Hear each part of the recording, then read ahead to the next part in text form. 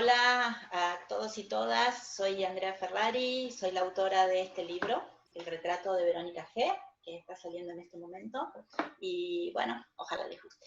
El libro surge, digamos, a partir de releer El retrato de Dorian Gray, de Oscar Wilde, y al pensar cómo esa historia, que es la historia de un hombre obsesionado con un cuadro que lo retrata, podría trasladarse al presente. ¿Cómo es hoy la relación que tenemos con la belleza y en una sociedad en la que está obsesionada con la imagen, como es la nuestra, y donde cada día nos fotografiamos, nos exhibimos, posamos, es decir, una cultura muy centrada en la imagen.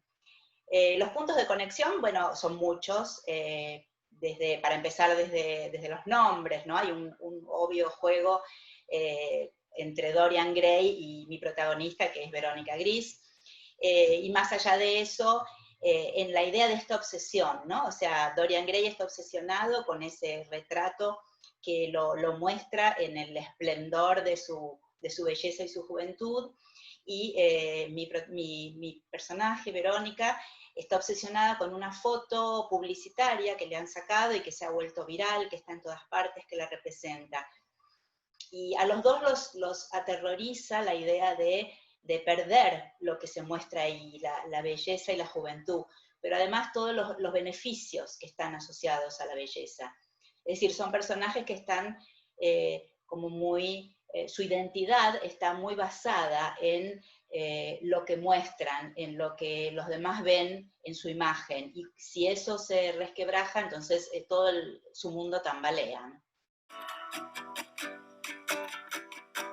Digamos, la narradora se llama Lucía y integra un grupo de 4 amigas que se conocen desde mucho tiempo, del secundario, y que una de ellas es Verónica, que es de una belleza muy llamativa.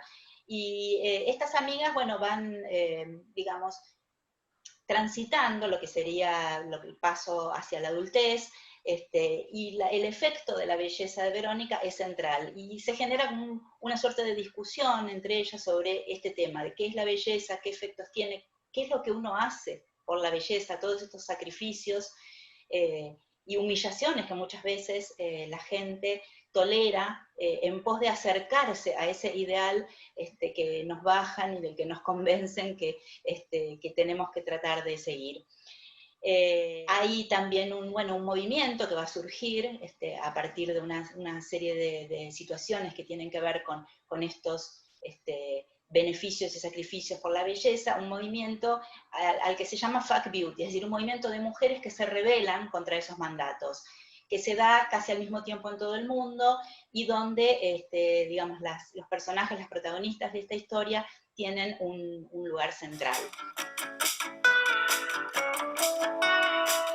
¿Hasta qué punto estamos condicionados por los mandatos de la belleza tradicional que recibimos, y que recibimos cada día con más fuerza de la cultura, de los medios, de las redes sociales, de la industria de la belleza que mueve muchos millones de dólares? Y me inquieta hasta qué punto los mandatos de la belleza tradicional condicionan la imagen que tenemos de nosotros mismos y condicionan la relación que establecemos con otras personas, definida por esos mandatos como la delgadez, la blancura, la juventud, que a fin de cuentas son siempre imposibles de satisfacer, o sea, nos dejan siempre insatisfechos, ¿no? Hagamos lo que hagamos. Y cuando más me metía en este tema, me puse a leer bastante sobre el concepto de belleza y demás, más inquietud tuve, porque hay muchísimos estudios en todas partes del mundo donde se ha analizado esto, cuáles son los beneficios de una persona, digamos, entre comillas, linda, es decir, que se adapta a ese modelo de belleza tradicional. Y son muchos, desde la misma infancia, ¿no? Es decir, los niños son mejor, los niños y las niñas son mejor tratados, por ejemplo, aquellos que son bonitos, son mejor tratados por sus padres, por sus maestros, por sus pares, y luego cuando una persona crece en la adultez, por ejemplo, las personas atractivas consiguen trabajo más fácil, luego ascienden dentro de una estructura laboral más fácilmente, tienen mejores sueldos, se los considera más inteligentes, más confiables, y todo esto, que los psicólogos llaman aspectismo, es una palabra que viene de una traducción literal, en inglés se dice lookism, ¿no? Aspectismo, que sería la discriminación por aspecto. Yo creo que se discute mucho menos que otro tipo de discriminaciones, es decir, se discute mucho menos que el sexismo o que el racismo, por ejemplo, y sin embargo nos invade a todos, ¿no? Es decir, todos estos elementos que fui leyendo sobre estos estudios, incluso experimentos que se han hecho súper interesantes, que alguno de ellos lo volqué en la novela, sobre, por ejemplo, mandar currículums, lo hizo un grupo de economistas, ¿no? Mandar currículums a distintas búsquedas laborales con los mismos, digamos, tipo de experiencia laboral, pero con diferentes fotos. Algunas personas muy atractivas según los cánones tradicionales y otras no. Y de cómo las personas atractivas eran citadas para una entrevista laboral con mucha más, en una proporción mucho más alta que las otras personas. Es decir, todo esto me resultó como inquietante, ¿no? Los efectos de la belleza en la sociedad en la que vivimos. Los lectores y las lectoras se van a encontrar con un libro que yo creo que plantea algunas cuestiones en las que todos nos vemos sumergidos día a día, ¿no? ¿Cómo queremos ser? ¿Qué imagen queremos proyectar? ¿Qué estamos dispuestos a aceptar para eso? A mí me gustaría pensar que los lectores y las lectoras van a encontrar esas preguntas centrales en el libro, ¿no? Como, ¿quién dice qué es la belleza, ¿no? ¿Qué es lo bello? Y hasta dónde estamos dispuestos a condicionar nuestras relaciones a partir de ese tipo de concepto. ¿Cómo elegimos a las personas con las que queremos estar? ¿Hasta dónde esos conceptos definen nuestra selección? Veo constantemente este tema de cómo los chicos y las chicas están constantemente posando y buscando su mejor imagen. Y esto un poco nos distrae de la vida cotidiana, ¿no? Eso a mí me llama la atención. Y luego el tema de todos los elementos que se utilizan, que también lo mencioné en el libro, con todo este tema, por ejemplo, de los filtros de la foto, ¿no? Es como nos inventamos un otro, es decir, ya no solamente estamos insatisfechos con nuestra propia imagen, sino que necesitamos modificarla para que otros nos vean diferentes. Y uno lo ve cotidianamente en la calle, o sea, esta sensación de estar constantemente posando, estar como constantemente actuando para que te vean. Eso me parece que ha cambiado mucho, ¿no? En relación a mi propia adolescencia, donde no nos invadían tanto los medios tecnológicos, y entonces uno se sacaba una foto, digamos, qué sé yo, en las vacaciones, no todos los días. Yo creo que es un libro para todos, que no hay un límite de género de ningún tipo, y por supuesto que las mujeres siempre han estado más exigidas en cuanto a los parámetros estéticos. Se espera que sean más lindas, o no que sean más lindas, se espera que se ocupen más de su belleza, y también son las que normalmente hacen más sacrificios en pos de esa belleza, esos parámetros tradicionales de belleza, pero eso no significa que no afecte a los varones. Creo que los varones, su concepto de autoestima y cómo se sienten tiene mucho que ver también con los parámetros o los mandatos de la belleza tradicional. Y más allá de eso, creo que es interesante para todos, ¿no? Pensar cómo nos relacionamos con la belleza. Me parece que es una manera de pensar cuáles son nuestras elecciones en la vida y a dónde queremos ir y quiénes queremos ser, ¿no? O sea que en ese sentido creo que no está limitado a un sexo.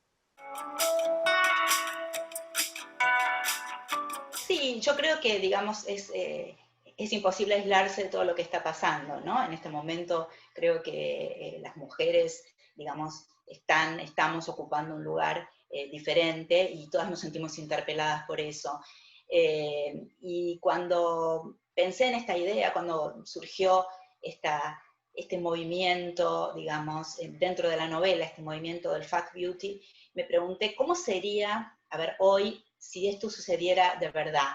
Y con la experiencia que venimos teniendo, con el Ni Una Menos, con el No es No, o con el movimiento en pos del aborto legal, seguro y gratuito, creo que las protagonistas, sin duda, de una movida así serían las chicas.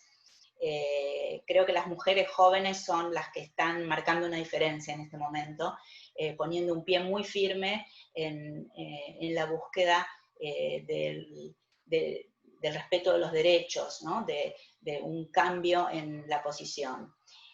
Y al mismo tiempo creo que hay como una cierta paradoja, me parece a mí, pensando en este tema de la belleza y del aspectismo, una cierta paradoja en el sentido de que en este momento en el que quizás las mujeres es cuando están teniendo, digamos, están ocupando un lugar central político, es cuando están, digamos, más fuertes quizás en la reivindicación de sus derechos, al mismo tiempo también están más susceptibles de sufrir las presiones de estas demandas estéticas, porque vivimos en un medio donde es feroz el bombardeo constante de las redes sociales y de la cuestión de la imagen.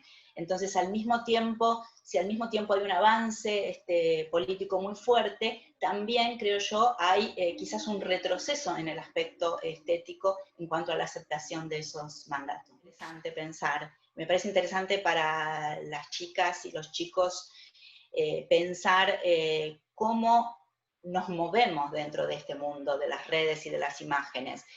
Y cuestionarlo es una manera a lo mejor de encontrar otras formas de insertarse en esto. O sea, entiendo que todo el mundo utiliza las redes, algunos muchísimo, otros menos, pero ya nadie está completamente aislado, sobre todo menos la gente joven.